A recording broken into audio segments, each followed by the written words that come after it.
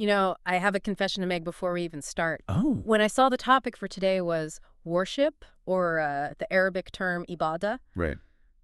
my brain just kind of, I don't know, it shut down a little bit. I mean, be honest, when you hear that word, what do you see? Oh, absolutely. I see a dark room, a prayer rug, maybe some incense. Yeah. It's very compartmentalized. Yes. Compartmentalize. It's something you do on a Friday or a Sunday, totally separate from your actual life. It feels like a chore, That's the God box. Yeah. You have the God box, and then we have the real life box with the Yeah. job, the mortgage, the traffic, Netflix. Exactly. And the God box is usually the smaller one. But today, we are looking at a stack of research that claims we've got this completely backward. Mm-hmm. We're diving into a classic text called Ubudiyyah, which translates to The Servitude by the scholar Ibn Taymiyyah, and a deep commentary on it. And the promise here is, well, it's huge. The argument in these texts is that if you get this right, that whole distinction between religious life and regular life, Yeah. it's a total illusion. It just evaporates. Now, that's a radical paradigm shift. The idea that you stop living two different lives, that the traffic, the job, even, I don't know, the way you treat your cat can be just as spiritually heavy as a formal prayer. That's the core idea. Which sounds great, but I'm going to be the skeptic here. It also sounds a little bit like a loophole. Like, oh, I'm just living my life, but let's call it worship so I feel better. Uh-huh. I get that. Mm. But before we get to the definition that unpacks it, the origin story of this text is really what gives it life. It wasn't just written in an ivory tower. No, it was a response to a letter. Yeah. Exactly. This entire treatise was a response. Ibn Taymiyyah was famous for this. Someone would send him a short question, and he'd write a whole book back. So what was the question? An unknown person, a seeker, sent a letter about a verse in the Quran. O mankind, worship your Lord. But they didn't ask the basic stuff?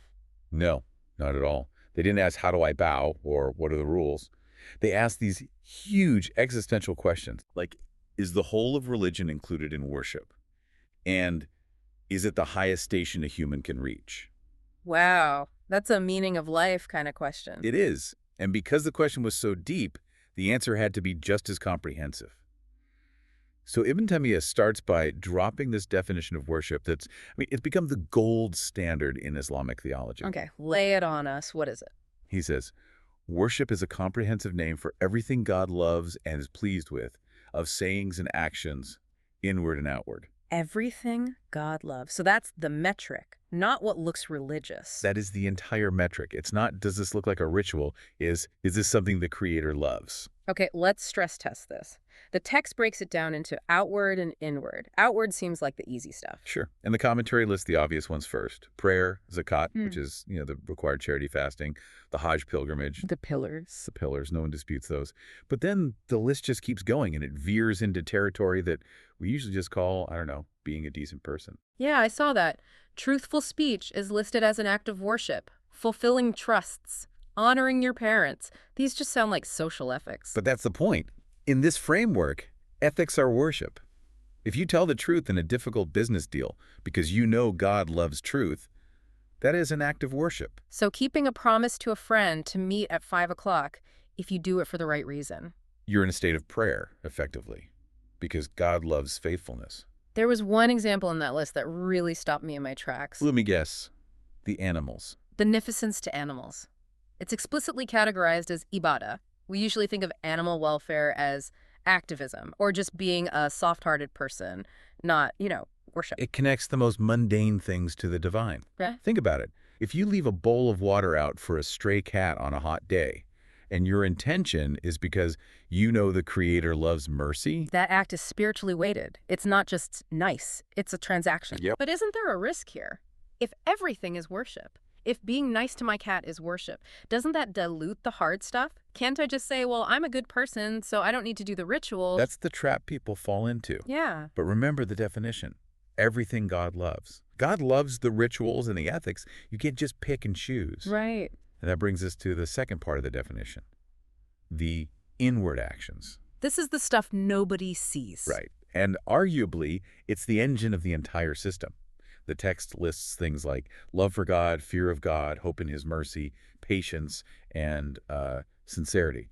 So without those internal states. The outward actions are just empty calisthenics. So if I'm standing in prayer looking super pious, but my brain is just replaying an argument I had with my boss. Then structurally you've done the action. But spiritually, it's a hollow shell.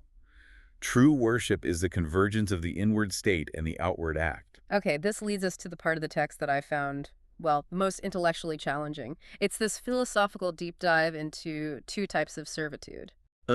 Yes. General and specific servitude. At first glance, it just looks contradictory. It's crucial, though. If you get this, you get the whole philosophy. So, general servitude. In Arabic, this is about Ubudiyyah, or lordship.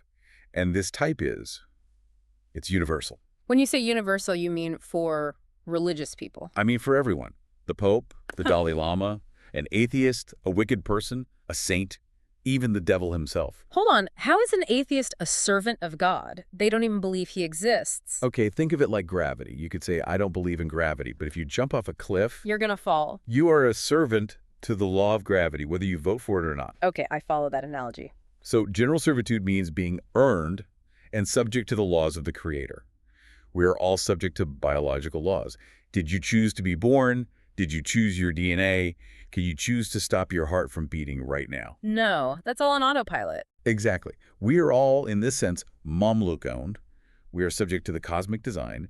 An atheist, just like a believer, gets hungry, gets sick, and eventually dies. They have no say in it. So they're involuntarily serving the Creator's design. Precisely. And the text makes it clear. This type of servitude, just being a biological subject, it doesn't get you a reward. You don't get a gold star for existing. It's just the baseline of existence. It's actually a really grounding thought. We obsess over control, but really we control so little. We're just Riding the bus. riding the bus. So where does the worship we actually care about come in? That's type 2. Specific servitude.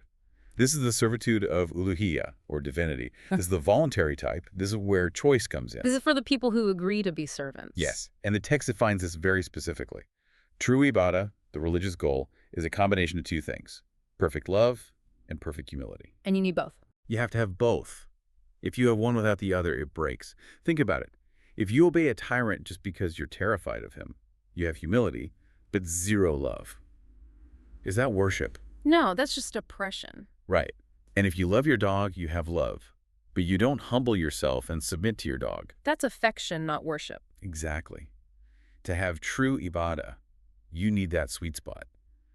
I love you so much that I want to please you, and I'm so humbled by your greatness that I submit to you. That distinction really changes how I view freedom. We always talk about wanting to be free, but the text seems to imply you're never actually free from that general servitude. You're never free from it. You're always a slave to your biology, to time, to death. That's the paradox. You're a servant by nature. You can't escape that. The only real freedom you have is to choose your master. Let's get practical. You mentioned the inward actions earlier, the engine. The text highlights this triad we need to balance: love, fear, and hope. Yes, and the scholars often use a beautiful analogy for this. They compare the believer's heart to a bird. A bird. The head of the bird is love. That's the direction, the vision, and the two wings. Fear and hope. Fear and hope. A bird needs all three to fly straight. Right. If you cut off the head, love, the bird's dead. Worship without love is just mechanical. Robotic. But what happens if the wings are broken? If you only have the hope wing? You fly in circles and crash. You become delusional. You think, God loves me. I can do whatever I want. It doesn't matter. You lose all discipline. And if you only have the fear wing, You crash the other way. You fall into despair, paranoia. You think every little mistake sends you to hell. A healthy spiritual heart needs that balance. You run to God out of love and hope, and you run away from his anger out of fear. There's one more internal component the text hammers home, and honestly, it sounds like the scariest one: sincerity. Ikhlas. This is the condition of existence for worship. The text is absolutely uncompromising here. An act is only worship if it's done solely for God. The source mentions a hadith qudsi, a direct saying of God, where he calls himself the most self-sufficient of partners. Can you unpack that? It's a powerful metaphor. The Hadith basically says, I am so rich, I don't need partners. Whoever does a deed and associates someone else with me in it, I abandon him and his partner. I abandon him. That's intense. So if I give charity and I'm doing it 90% to please God, but there's a little 10% slice of me that wants my neighbor to see me. God says, keep it. He doesn't take the 90%. He rejects the whole thing. He basically says, you wanted your neighbor's praise. You got it. That's your reward. You get nothing from me. That is a terrifyingly high standard. It's all or nothing. It protects the sanctity of the connection. Worship is an exclusive relationship. If you bring your ego into it, you've polluted the water. This brings me to something I hear all the time in our sort of hustle culture. My work is my worship. Ah, yes. Yeah. The person working 80 hours a week saying, this is all holy. I'm so glad you brought that up because the commentary addresses this directly. And the answer is, well, not so fast. It's not automatic. No. Your job, your career, making money, these are neutral acts. They aren't inherently worship.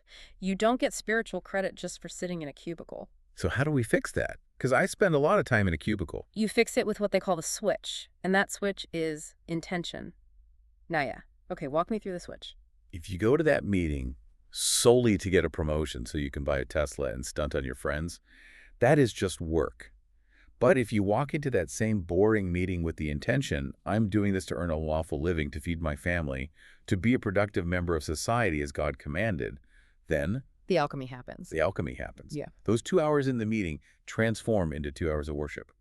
You are being rewarded for looking at spreadsheets. That's the comprehensive definition in action. It means you could technically be worshiping 24/7. Even while you're asleep. If you sleep with the intention of resting your body to serve God the next day. Exactly.